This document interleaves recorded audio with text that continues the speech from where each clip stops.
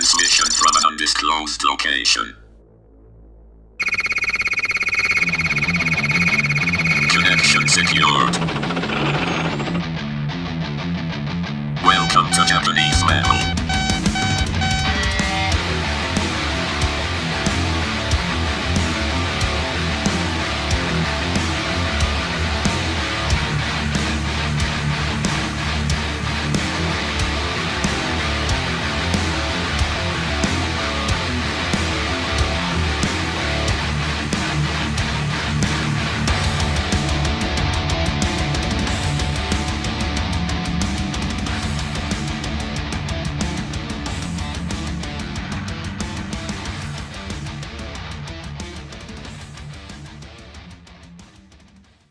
Take notes, Disney. This is how you immerse theme park guests. You don't throw them into some random place they've never heard of or seen. You transport them into the places they know and love from their favorite franchises. Now, I'm not going to dedicate this video to talking about everything wrong with Galaxy's Edge. I will make a separate video about that. I'm just going to talk about why Super Nintendo World is doing everything right that Galaxy's Edge did wrong. So let's dive into the reasons.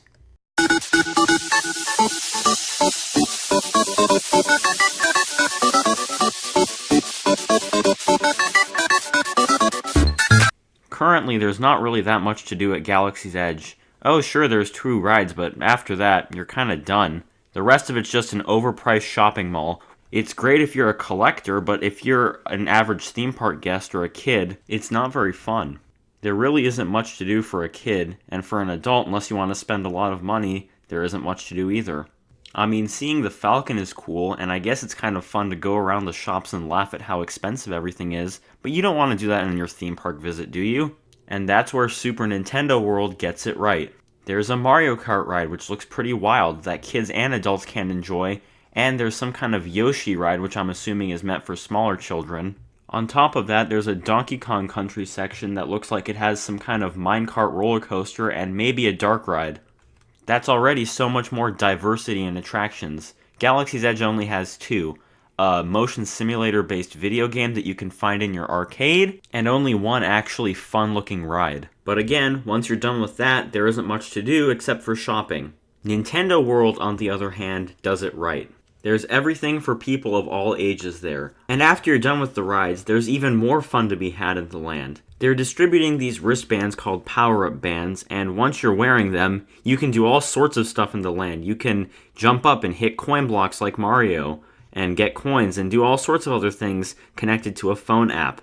This way, it's still very much possible to have fun without having to go on a ride. You can enjoy the entire park, not just a couple rides in it.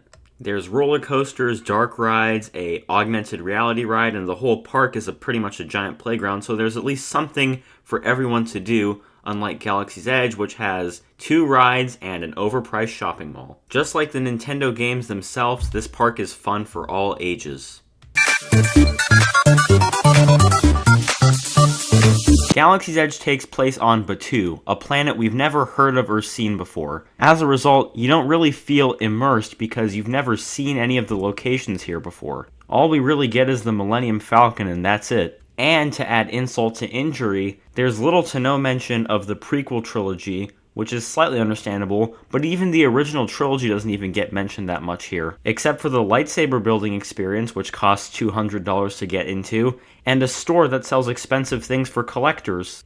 They keep selling on the immersion of the park, and that's what I keep hearing people waxing poetic about, is the immersion and how they feel like they're on another planet. Well, let me tell you something. It's not impossible to throw you into a location that you know and love and have seen in your favorite franchises and still feel immersed. Take the Wizarding World of Harry Potter, for example. You're in Hogsmeade. You get to walk through Hogwarts, and all throughout it there's Hogwarts students and different people everywhere. Think of how awesome it would be to walk through Mos Eisley and Tatooine, or to see Ewoks walking around on Endor, or go into the Coruscant Jedi Temple, or walk through the Palace of Naboo. But no, instead we're stuck on some rando planet we've never heard of before. But once again, Nintendo World does this the right way.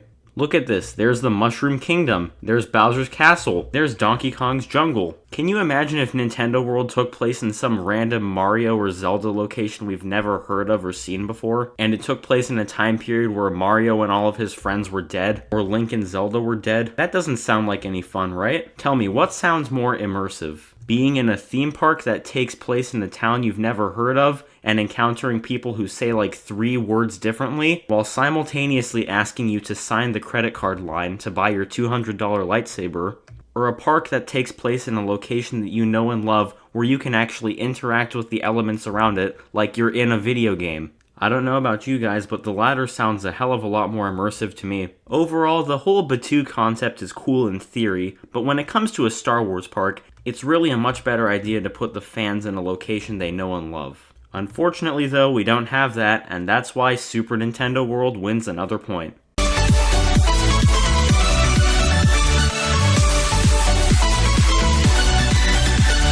Galaxy's Edge is the definition of pay to play. We're going to ignore the prices of the park tickets. Let's just look at the things that you can buy at Galaxy's Edge. A snack box with like pretzels and lemon heads is $25 when you can literally buy that stuff in a dollar store for about $5 at most. There's a sheet of metal, a literal sheet of metal that costs the same amount as a remote control robot. First Order Stormtrooper armor costs $6,000 when you can buy something like this on Etsy for about a sixth of the price. $20 for some random necklace. $130 for a Maz Kanata statue. And don't get me started on the Jedi robes, or the lightsabers, or the droids. Everything here is expensive. Even by Disney standards, a sheet of metal for $150 is an all-new low. To have fun in the park, you have to buy things, and even with that, you can't really have too much fun, because these are just collector's items you put on a shelf. These aren't fun things you can enjoy yourself with. Probably the most affordable fun thing is a stuffed animal, and even that costs $40. Let's take yet another look at Harry Potter Land in Universal. The wand costs $60. Okay, that's a bit expensive, but the thing is, you can have fun with it. You can go around the park and set off cool little things happening with magic. That's fun, and it feels like it's worth the money. But at Galaxy's Edge, you're paying $200 for a Force Effects quality lightsaber that you can't even duel with because it's so heavy. Even the droid, which is about $100, you still can't have too much fun with him inside the park because he'll probably get trampled if you put him on the ground. And you'll just be a nuisance to everyone with your droid rolling everywhere where people are supposed to walk. So even though you're sinking a whole bunch of money, unless you're a collector, it's not really that much fun. And unfortunately for Disney, not every theme park guest is a collector who has a crap ton of money to spend.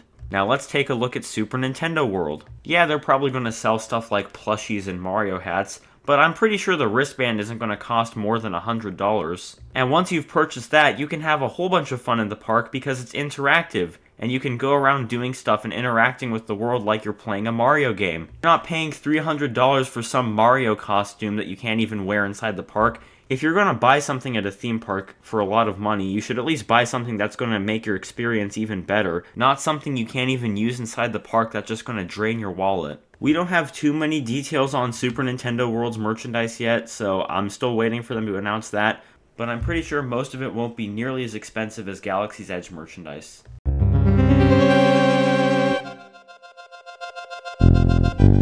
Part of the reason why Galaxy's Edge seems to fall flat is because it's essentially just a shopping mall with 2 rides. Just because one really awesome ride opened doesn't necessarily mean that the whole area is redeemed. It's just a place that Disney wants you to spend a crap ton of money on under the guise of being immersive. And their definition of theme park immersive is just a live-action roleplay experience. So basically, to summarize, Galaxy's Edge is a giant mall with live-action roleplay and 2 rides. But Nintendo World is a real-life video game. You're stepping into a Mario game to experience it and its many elements, and even the rides go hand in hand with the immersion. I mean, for God's sakes, there's a Mario Kart ride. On top of that, you can hit question blocks and explore the Mushroom Kingdom. Disney spent so much time trying to make an immersive theme park that they took out all the fun. But Super Nintendo World is the right balance between immersion and fun. It's a theme park. It feels like a theme park. And I can't wait to head out to Japan when it opens to check it out for myself, and when it opens up in Universal Orlando next year. Sorry Disney, but I think Universal wins this round. But what do you guys think about my opinions? Do you think that Super Nintendo World does it right? Comment all of your opinions in the comment section below. I'm Japanese Mammal, thank you all for watching, and I'll see you all next video.